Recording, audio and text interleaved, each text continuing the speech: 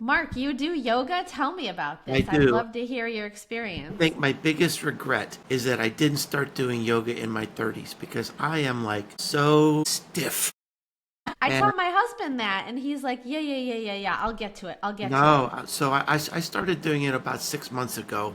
I just follow videos on YouTube and Good yeah, for so you. I need to do it. I need to do it. Yeah. That's the thing. It's consistency. If you do it once, I do it once a week. I wish I could do more, but I can't fit it in. But just Yeah, once a week is amazing. yeah, Anyways, we're not talking about yoga in this episode, but I'd love to. I could talk all day about yoga. We're talking about humanity, actually. I mean, I want to. So let me introduce you first, Mark. Mark Schaefer is, maybe you know him from his very famous quote, the most human company wins. I love that quote, by the way. He's a keynote speaker, university educator, futurist, and best-selling author. Some of the books you might have read or heard about: Marketing Rebellion, read that one. Audacious, How Humans Win in an AI Marketing World. That's also a really good one. With QR codes that take you to fun experiences. That's the beauty of that one, right? yeah, And then this latest one, How AI Changes Your Customers.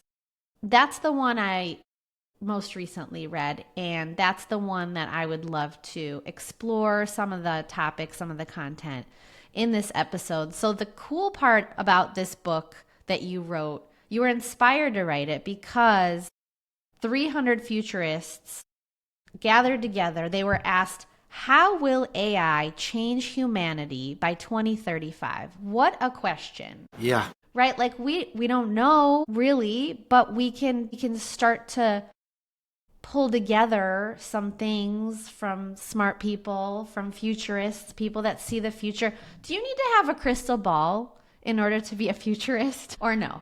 No, I mean, it took me a long time, Anna, to figure out what I was good at. I wasn't good at sports. I wasn't good at music. Not good at Some, yoga. I'm not good at yoga. No, I'm trying to. But sometime in my 30s in the business world, I started really noticing that I could see how trends come together, and people would be like they would just be immersed in like what's happening now, and I could kind of think through some, like if there's trends happening in our world, like remote work. Just think through, okay, if remote work's going to stick, what does that mean? What industries are going to change? What new needs will emerge? And I tend to be kind of good at that, and I've had a pretty good track record in my writing, in my books.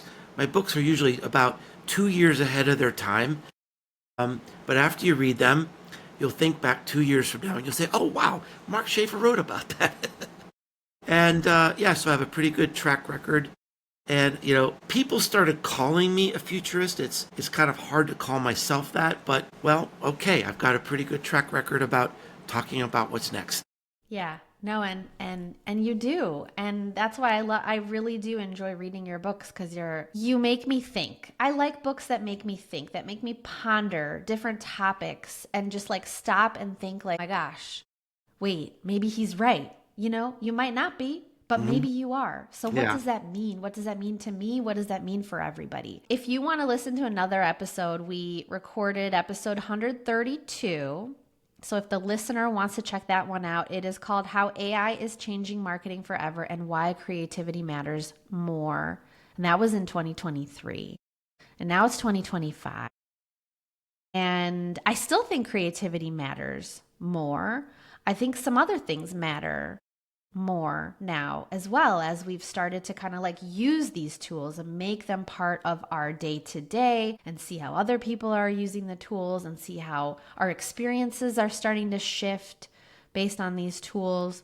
So, on the show, I'm exploring how customers help companies build to their next level of growth. This, by the way, Mark, was a change that I made. It used to be modern startup marketing. I changed the whole premise of the show to Hmm. really focus on buyers Yeah. and customers and how Right. customers help companies build to that next level. And in my work, that's really a lot of my focus goes to how important customers are, customer insights and strategy. I talk to my clients' customers for hours. Sometimes a conversation is 45 minutes, sometimes it's 90 minutes, hundreds of hours of customer conversations. And I do it because I have all this time on my hands. No, I'm just kidding. I do it because I believe that customers are so important to companies, and a lot of companies just get the money, get the revenue from them and Yeah, forget about them. And that is a big problem and a big miss. I think customers are I your agree. moat. You agree, and you're a futurist. Hmm. And so that means a lot. And so why do you agree? Why do you think they're so important? Here's a little anecdote. One of my favorite marketing thought leaders is Martin Lindstrom, and he's globally acclaimed. He's written some really great books, and he tells this story that he recently gave a speech in front of like 5,000 CMOs and marketing leaders. And he said, how many of you have sat down and had a conversation with your customer in the last year? And it was like less than 10% of the audience raised their hand. He just couldn't believe it. And one of the most profound experiences of my career was I got to study under Peter Drucker. And he's known as one of the father of modern management. Some people also consider him like the very first marketing consultant. And when I studied under him, he talked about like what made great companies. And one of the things he looked at when he considers a company, he said, are people in meetings all the time?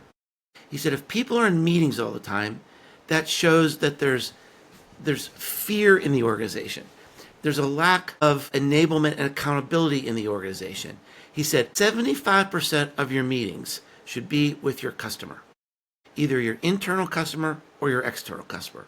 But you should be learning. And I mean, this was a huge part of my life when I was in the corporate world. We had a formal listen to the customer process, and we would have 3 people, by the way, in every one of these meetings, just so we didn't miss a facial expression, or so that we all recorded things the same way. We were all trained in this process. And, I want to tell you, I mean, it absolutely transformed our company. It just kept us ahead in so many ways.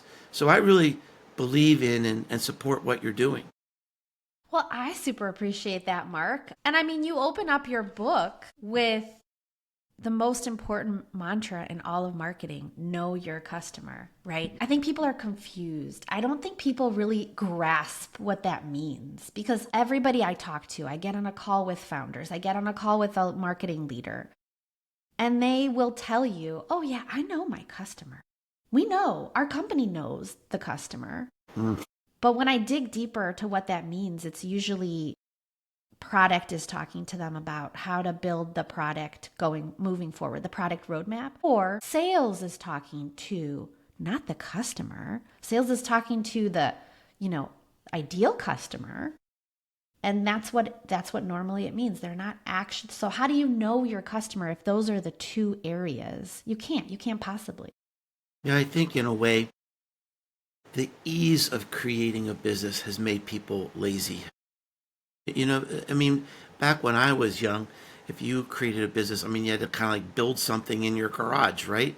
And it was, you had a big stake in it, and you better know your customers. You better know what they want. And today, it's so easy to create something on the web and fail quickly. So my question to you is, how does your business change when the customer becomes an AI algorithm? Because that's what's making decisions for our human customers, and that's one of the big things to think about in this book. I bet that got you thinking a little bit. It did, because now I'm like, well, now I have to rethink my whole, all of the ideas. And when we're talking about, know your customer, it's a human. But Yeah, now it's starting to, like, now we've got both. We've got now the yeah, we have machines and the both. human interacting with each other. So let's jump into it. I'm so happy that we could emphasize this together, because I feel like this is bubbling up and people know it. And people are like, I just don't have time. I don't It want to do is. it. It's You said bubbling up, lazy, right? and it's Yeah. so important, and people really aren't talking about it. I mean, they're talking about prompting, They're talking about, AI, making, fake videos and stuff. But I mean, it's not really, nobody's really thinking through, even though we're seeing it in the news every day. We're probably even seeing it in our friends and family, that AI is changing us. It really is. It's rewiring us in real time. And for people like you and me who love marketing and we love thinking about marketing, I don't think there's a more important subject right now, because how are you going to know your customer if your customer is changing, number one, and number two, it's almost, I use this little analogy in the book, it's like selling diapers. I have a new grandson. He's adorable and beautiful and wonderful, and he uses a lot of diapers. He's the customer, but he's not the decision maker. We don't market to the end user in that case. And AI today, it's like marketing diapers, because the end user may not even know what goes into the decision. We are abdicating even really complex decisions, like what college do I go to? Or what job do I take? Or who do I marry? To an AI bot. And so for big decisions and small, the AI becomes the referral engine. The AI becomes the decision maker. And so de facto, AI is the customer. And that is really weird. It is really weird. And I want to talk about weird stuff. I want to talk about scary stuff, hopeful stuff, meaning, purpose. I want to talk about all of that. I just wanted to really quickly finish the point around customers, because it's so, so important. Like, customers are your moat, not your go-to-market strategy, not your product, not your automations, not your chat bot. I saw that you have one, Mark, called MarkBot. You have one now. I used it, by the way. Oh, yeah? Yeah, but nothing makes you unique other than the people that decided to buy from you. Their journey, their transformation, their thoughts, their feelings, all of that is so important. So I just wanted to wrap that real quick. About 1 year ago, I was doing the work that I do, right? Talking to customers, interviewing customers, and suddenly they start talking about how they're using AI as part of their everyday work, just like you said, right? It's starting to get weird. Like, they're giving the AI tool these big decisions to make for them. They're abdicating their, I don't know, ability to make decisions, using their gut, using their instinct, using the data that they have on hand. So what do you think is like the big thing that's changing, or a couple, the big things that are changing with our customers, and how do we change with them? Yeah. Well, in the book, I really go through 6 big things, but I think it starts with de-skilling. So this idea of cognitive offloading. And I mean, an easy example to understand is, so before I was married, I used to do my taxes. Once we got married, my wife decided she likes to do the taxes. So I haven't done the taxes in years. If I ever had to do the taxes, I would be lost. I wouldn't even know where to start. So just use like TurboTax, because yeah, it'll that's just what. be Yeah, like, but I would still I'll be take lost. you to the next step. I would still be lost. So, but that's kind of common. But what we're doing with AI is we're turning more and more cognitive processes, decision making, areas where we use human skills. It's being turned over to algorithms. Eventually, even physical skills, once these things are embedded in humanoid robots. And so we are sort of de-skilling ourselves. One of the experts in the book said this is like intentional dementia. One of the things I talk about in the book is this idea called phoresis. And we're starting to see this happen in children and the educational system. If you're not a curious person and you use AI just to get the answer, you're not going to learn anything.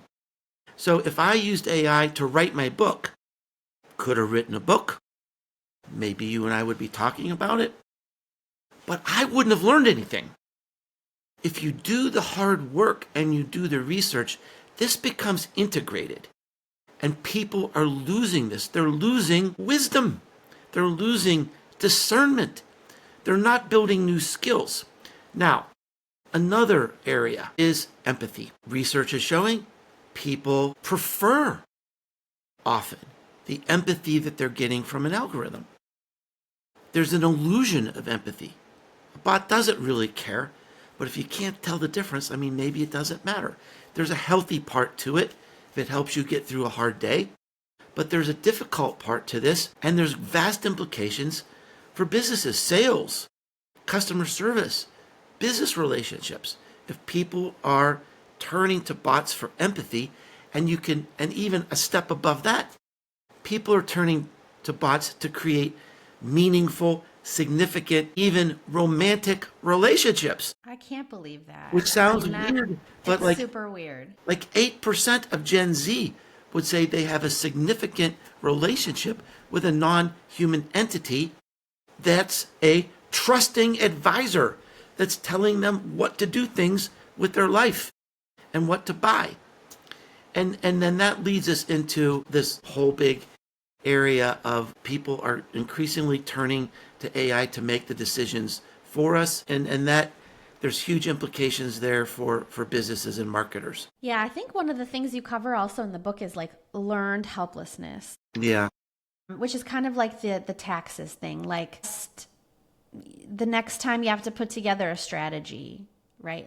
First time you did it yourself. And then you're like, hey, AI, can you poke some holes in this? And then it does, and that's helpful, and that's you collaborating together. And the next time you're like, what if I don't want to do this anymore and I just give it all to AI? And you know what? I bet you people are doing this. I don't know the percentage. Yeah. I haven't studied this, but I bet you people are doing this. And I think on a vast scale. And some people that don't have the experience to know what good looks like, they're taking that strategy, going to their boss and saying, here's my strategy. I came up with this. And then the boss, I mean, I don't know, maybe they're experienced, maybe they're not. They're going like, all right, let's do this. That's scary stuff, right? So, I mean, I didn't want to talk about it yet, but maybe we can. Like, what scares you the most? I think that the thing that scares me the most about AI is we're trusting it. We don't know what good looks like, and we're losing faith in ourselves, and we're losing faith in our instinct and our gut feel, which is such a big part of what being human is. Being human is you're like scanning, you're getting the data around you, but you're also using your instincts. They're just as important, I think.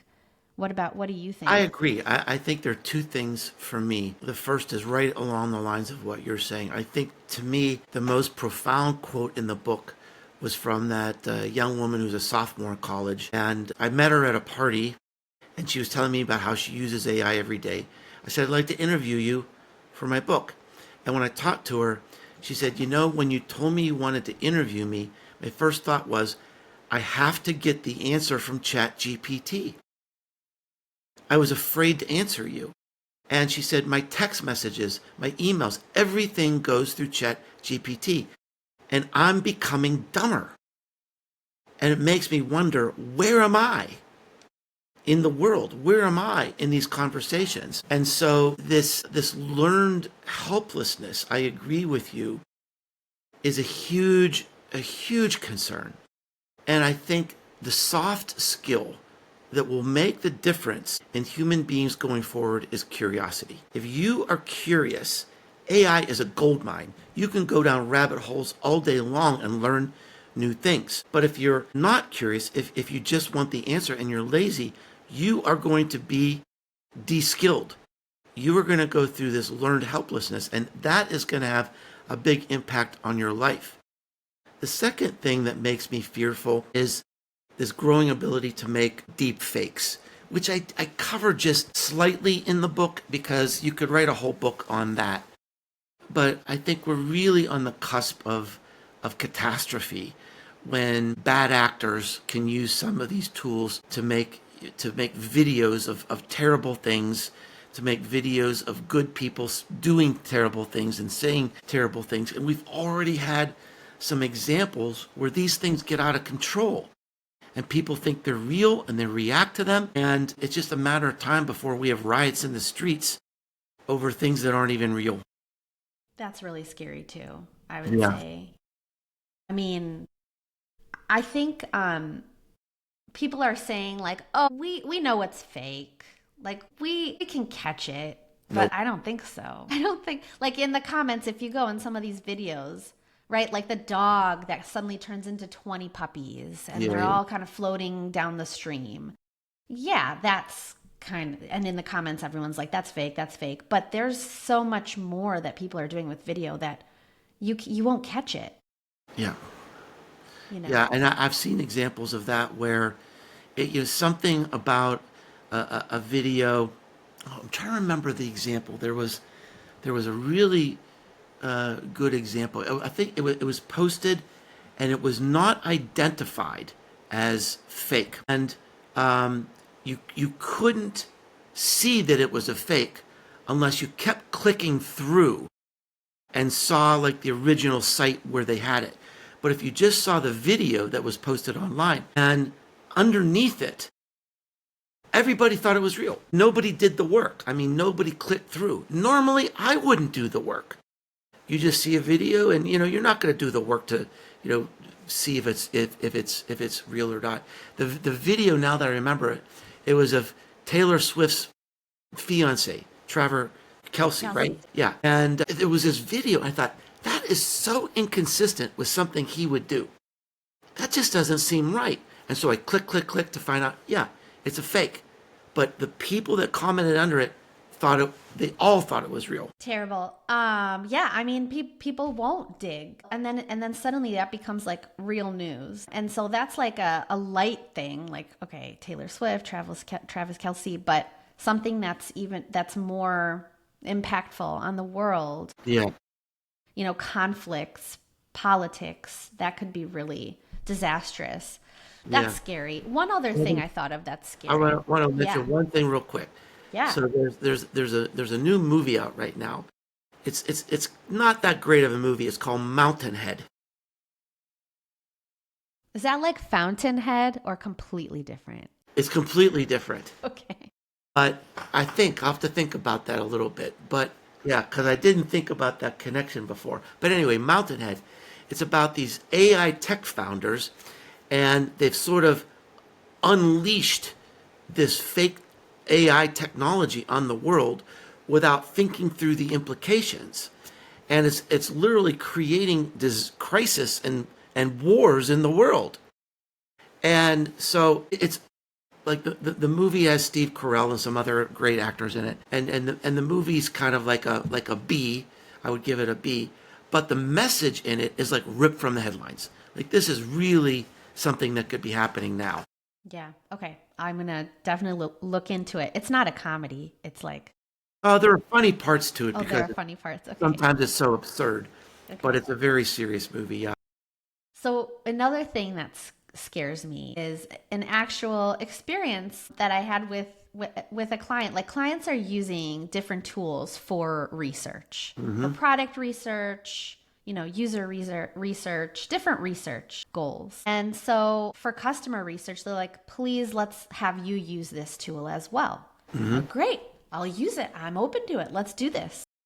And so the tool is called Dovetail, and I uploaded all my customer conversations into it. And what it does is it parses through everything, the 45 minutes, the hour conversation, the 90 minutes, and then it gives you insights. Yeah. Like it will give you, here are the insights, Anna. For the 90-minute conversation, I kid you not, it gave me like 70 insights.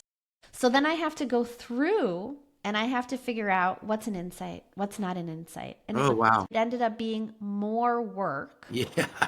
because I had to like untag, that's not an insight. Wait, is that an insight? Wait, the AI thinks it's an insight. Should it be an insight, right? Yeah. That was pretty scary because that's one company using it. Yeah. That was customer research. They're using it for user research. There's plenty of companies using this. There are other Dovetail-like products out there. Yeah. And they're feeding you all these insights. And that's supposed to be a good experience. From my end, it was an awful experience. Boy, It makes you more confused, right? Yeah, it's sort of a two-edged sword because in some cases, AI is excellent at going through piles of data and pulling out what's important. So there is that. But so the two things that kind of concern me is that an insight is a revelation based on what you know about a company and an industry and customers. So like how would so AI would be like guessing at the insight, which was sort of your Guessing. experience. Guessing. Here's the other thing that concerns me. I will tell you the greatest marketing achievement of my career occurred in one of these listen to the customer meetings. The meeting was over. It was I won't say the company, but it was one of the biggest companies in the world. And we were meeting with their researchers. The meeting was over. We were saying goodbye. And as we were finishing it, one of the researchers said, "By the way, did you see this new government report that came out? It's still early, but they're finding this research where there's this one chemical in this product might be causing like some sort of like physical problems with people." We said, "No, never heard of it." We looked into the research and it was early, but we thought this was important enough. We started an entire program to reformulate our products. It took us 3 years to do it.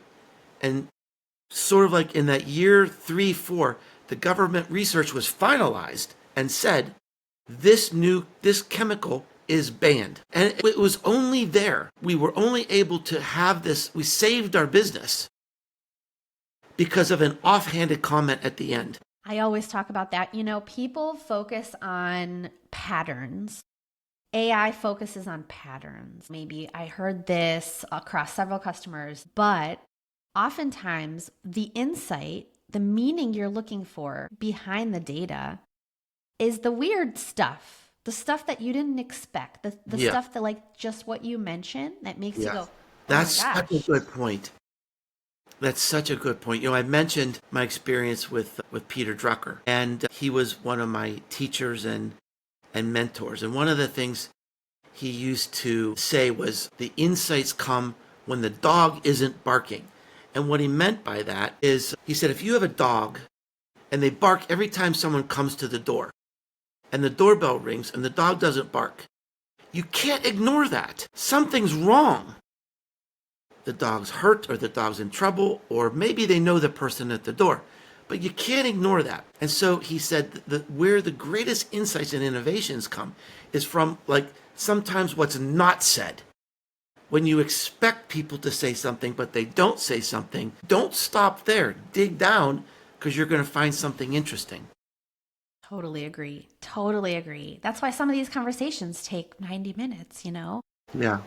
So we talked about scary things. What are you hopeful for, Mark? Like, I got to tell you, we'll talk about meaning, purpose. We'll talk about your finding purpose. That's in your book too. Yeah. I think marketers right now feel kind of lost.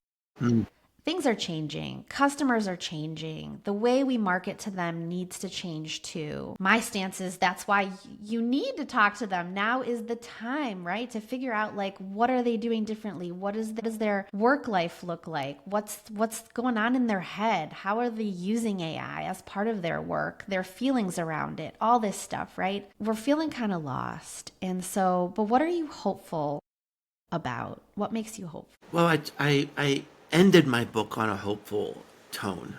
And I am hopeful. And look, I've gone through all those issues as well.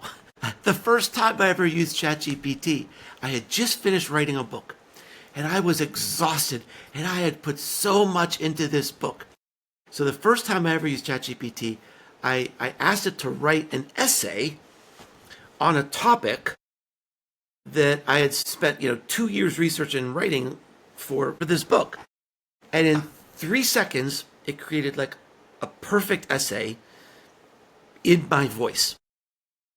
I actually could have used it in the book. And in that moment, it's like, okay, like what do I do now? What's my purpose?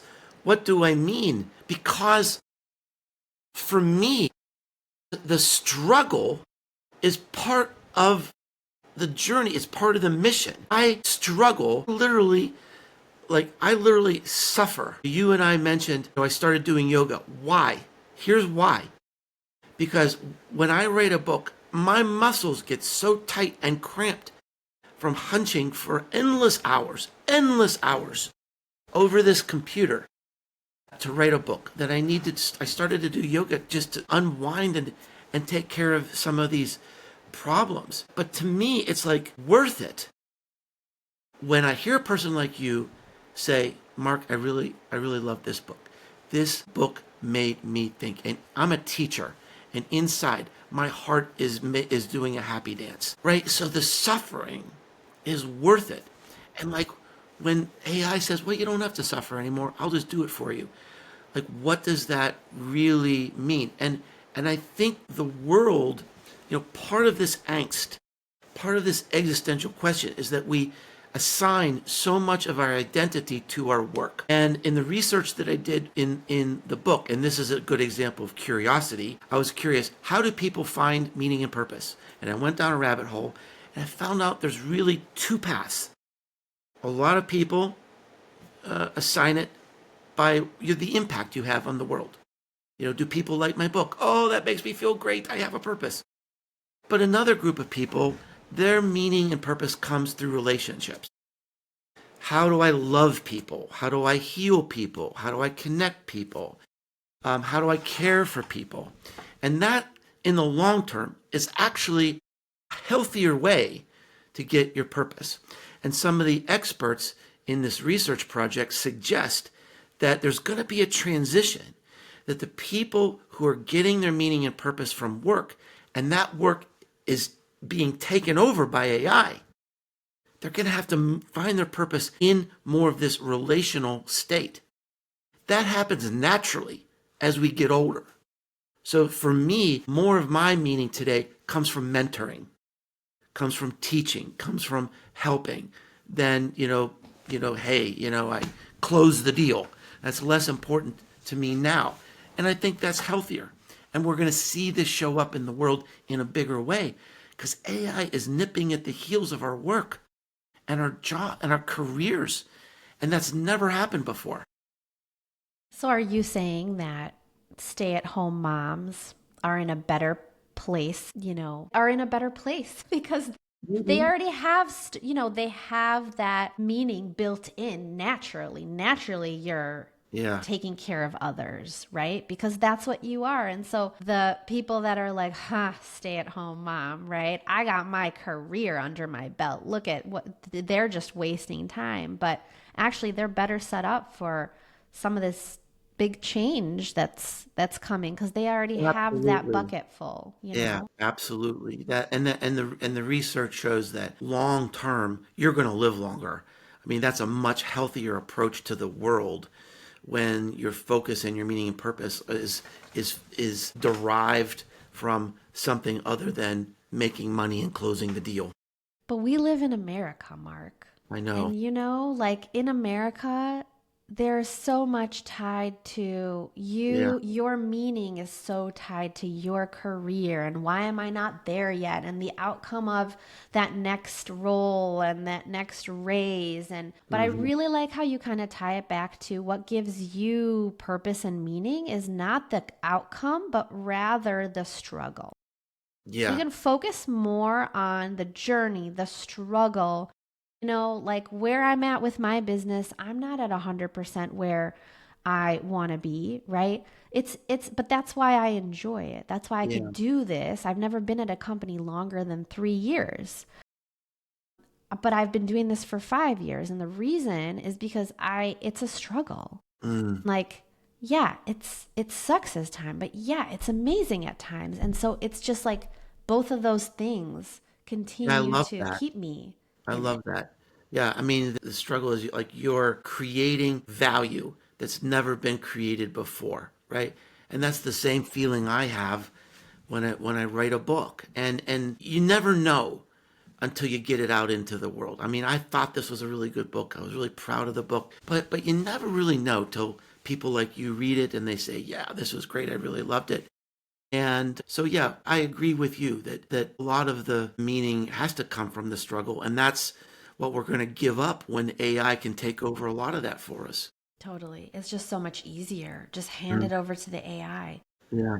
you built MarkBot, and you mentioned in the book, like, Mm, well, one of the ways that I'm getting my purpose back is yeah. by joining forces with AI, becoming friends with AI. And I built this thing. It's MarkBot. And you can type whatever you want, and it's like Mark on the other end, kind of giving you advice and being that teacher.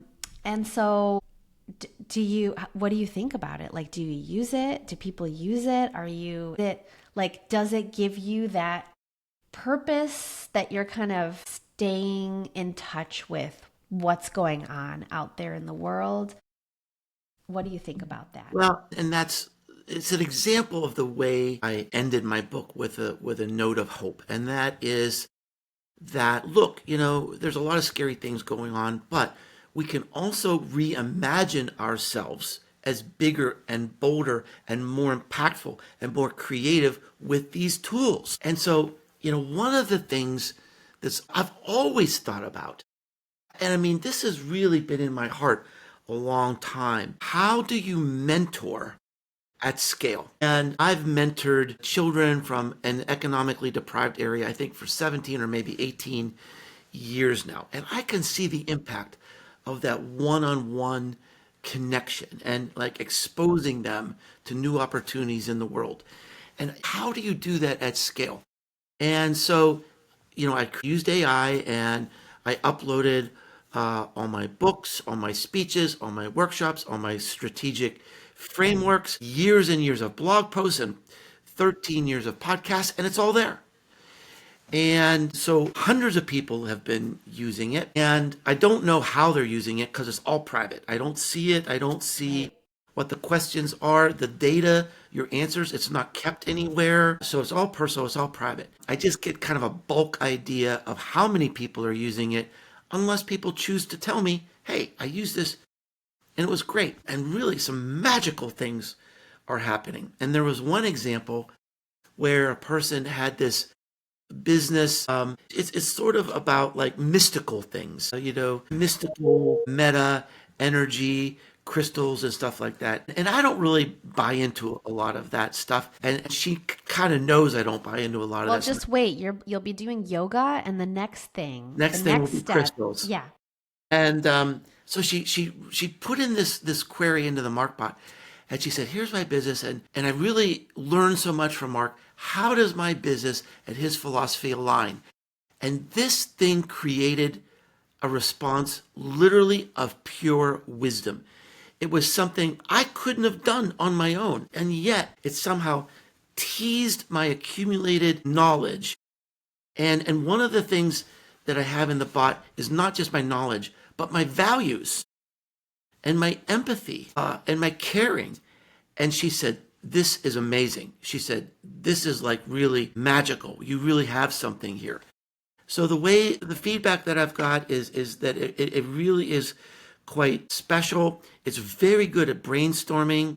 And I don't know whether to believe this or not, but ChatGPT actually did an evaluation of this custom GPT versus other custom GPTs and said it's the best marketing GPT out there. So is it just being nice to me or is that real?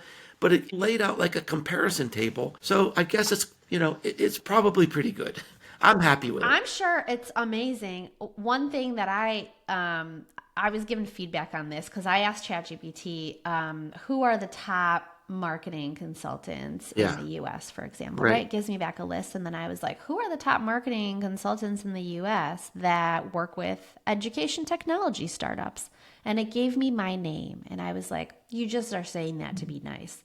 So you have to ask your friends, you have to ask your, I don't know, people out there in the world that have their own instance of prompting just to double check. But I'm sure it's not just being nice to you, Mark. Of Well, I don't course know. not. I certainly, that would be consistent with ChatGPT's behavior to just be nice to me. But Right, right. I mean, the point is the feedback from real human beings has been very validating. Yeah. So yeah, it's Yeah. pretty cool. I just don't want people to lose sight of how valuable it is to get away from the bots and have those conversations with actual people. Like talking to the Mark bot versus talking to you here in this podcast episode is like night and day, like the richness, the just how we're interacting and how you're responding to me with, and maybe you come up with something randomly, like the next second in your head, you thought of like this word that I said, right? And then it takes you off on a tangent. I Well, think the it's story I just, told you about, getting that insight in the last moment of I don't think I've ever told that story before. So, I mean, that is something unique that, we that's teased something out through a real unique. conversation. And I'll tell Yeah. you a little secret.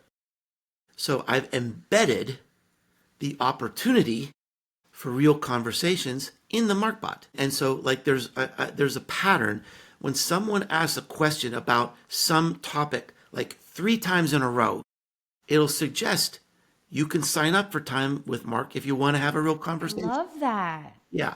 I love that so much. Yeah. So it sort of does, if people like they want to know more about personal branding or public speaking, it'll say, maybe you would get value from scheduling time and have a real conversation with Mark, and here's the link how you can do that. I love that. I love that a lot. Awkwardness.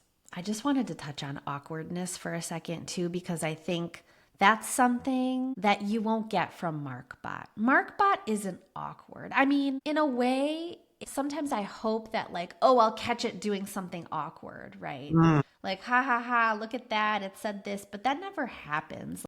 yeah, that's interesting. Usually what happens, it's very logical. Like, I'll ask ChatGPT, hey, this is what I'm looking for. Can you look at this data, give me this information back? And it does. And then maybe it forgets, like, hey, I want direct quotes. Don't make up those quotes. I asked you 10 times not to do that. It's like I'm yelling at my kids. I yell at ChatGPT and it Mm, still mm, can't get it mm. right. But that's not awkwardness. That's just it being annoying, right? Awkwardness doesn't come out from these bots as far as I can tell, unless maybe you build that in, like, be awkward, be more awkward. Well, so that's interesting, and I wonder if that will eventually happen. So first of all, I worked on this MarkBot for several months, and the biggest challenge was getting it to behave. Totally. All the time you Yeah. spent trying to get it to behave, Yeah, I right? think it's kind of in the boundaries now. But the other thing that's interesting that you bring up, and I address this in the new book, is like, what is the value of real human empathy? What is the value of real human creativity? And it's in the word I used wasn't awkwardness, but it was in the messiness. And you might turn to Chat GPT and say, I'm having a really bad day. Help cheer me up. But the luxury of a real conversation will be when you say, I went through this really hard time in my life, and I think this would help you if I told you about it, because I think I know what you mean. I think I know kind of what you're going through right now, because I spent, 2 weeks sobbing in a corner when this thing happened to me. And that's something ChatGPT will never be able to say. So it's in the messiness of the human experience, with seeing human mistakes and things that are unfiltered that create character and charm. That's going to be a luxury in the future. Yeah. So awkwardness as a superpower, I think, as a brand superpower, right? Yeah, it That gets is back to something that that I word. think will, Gets back to that word vulnerability. yes.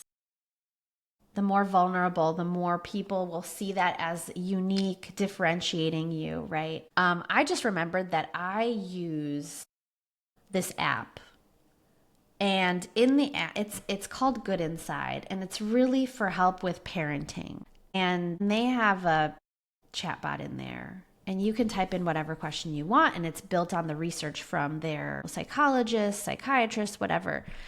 And so, and I come to a messy situation, and I type in the circumstance. I put it in there, and I'm like, oh my gosh, did I do the right thing? Should I have done something different? And I get like a relief, right? Because I get a response from it that's like, yeah, that was the right. Here's what we would also do, right? You yelled at your kid, now it's time to repair. Here's how you might want to repair. But that was good. That was good that you did that.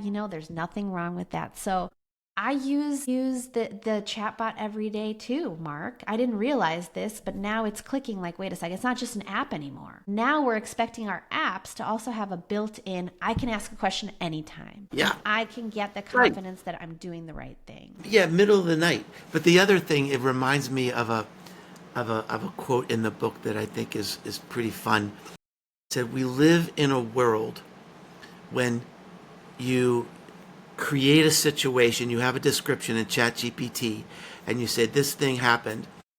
Was I the asshole?" And the answer is always no.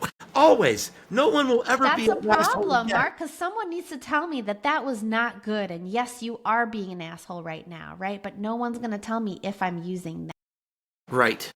that chatbot, and that's not Right. good. It's and in a way, I mean, it's a small thing and a subtle thing, but it's another way that humans, I think, are being rewired, because if you get this endless affirmation from AI, will you ever really know your true self? It's an interest, boy. I'll tell you, you just have a lot of my synapses firing right now. Good, I like to do that. A couple of years ago, I wrote a book called Belonging to the Brand. It talks about why community is so important and why it's such a big opportunity for business. And the reason is, part of our personality comes from the input and validation of others. So we don't just want community, we need community to be fully human. And what you have me thinking about right now, which I never thought about before, is if a bot becomes the most important part of our community, what does that do to our personality? You know, if you know, having real human relationships gets back to the characterization of messiness or awkward. It takes work. It takes compromise. But if we don't have to go through that with a bot, how does that morph our personality? Yee. Well, there's going to be a lot of, I'll tell you what's going to happen. I'll be the futurist. I'm putting my futurist hat on right now. I anoint you as the newest futurist of the world. There will be a lot of people that decide I'm not getting married, right? Yeah. Because I am fulfilled by Yeah. the relationship with the bot. My goodness, you're Marriage right. is hard. Why Yeah. should I even do that to myself? I don't want Yeah. kids, right? Right. So then they don't get married, and then this bot, and then they're going to have a delusional perspective of themselves. So there's Yeah. going to be these people walking out in the world being delusional, and I think that's going to be. And then once they come to a point of like somebody actually questions who they are and their identity and everything that they've based themselves on together with this bot, everything comes crashing down, and suddenly they need therapy From a bot. from a bot. So that's the world we're coming to. But I don't want to end on a negative note, Mark. I want to end on a positive note. So I want to talk about the 3 questions, and I think you do a great job in your book just bringing this all home. Everything we talked about. We talked about the scary stuff, the hopeful stuff, curiosity, meaning, purpose. Like, what do marketers need to think about? What do companies need to think about? Number 1, what do our customers always want or need or feel? And you don't know that unless you know your customer, right? But examples are belonging, safety, autonomy, meaning, which we talked about, right? Joy. Those are some examples. Yes. For every company, it's going to be uniquely different. For every customer, it's going to be Yeah, something and I that they say suggest that that's at different. the end of the book is like centering your business on these things that don't change. You're going to be okay. And then instead of being obsessed with the changes in technology, you say, how can I use this technology to serve my customers in this way? Right. So that's 1. What do your customers always want? Yeah, Number 2, how does our brand uniquely meet that? right. The need, what they want. How do we uniquely meet that need? That's how you build a business. That's how you build a business. And number 3 is, where could we deliver that promise with more heart, creativity, and courage? And that's really just, okay, now that we know all this information, we got to get out there and we got to deliver on it and talk about it and market this, right? With heart, creativity, and courage. And I actually wrote this down for my own business. Like, what do my customers always need? I mean, I don't know. At this point, I think people just need confidence because everything is changing. And so confidence in who they're serving, confidence in understanding That's a good one. who are their people, who are their customers, and what do they want? I'm not confident because I don't know, because I didn't check, right? Yeah. And the second thing is, how does our brand uniquely meet that need? Well, you got to do the research, Yeah. and I then mean, you find the insights from there. that's your DNA. That's it, Mark. So I found purpose and meaning. I'm back to my being meaningful and having value again. Thanks to your book. Thank you for joining me. Yeah, this is I'm glad that I had got you thinking and had, your synapses Yeah, actually, firing. I'm going to write down a few ideas. Your questions today are going to end up being blog posts on my site soon. I love that. I love that we met in person. You see what you can't do with a chatbot. You got to meet in person. This is awesome. Yeah. Thanks, Dana. If anybody wants to find Mark, he's on LinkedIn, Mark W. Schaefer, and go to his website, businessgrow.com. And Mark, Businesses, plural. Businesses grow. Businesses grow, yeah. More than one business. Businessesgrow.com. Thank you, Mark, so much. Always a pleasure having you on the show. Thank you.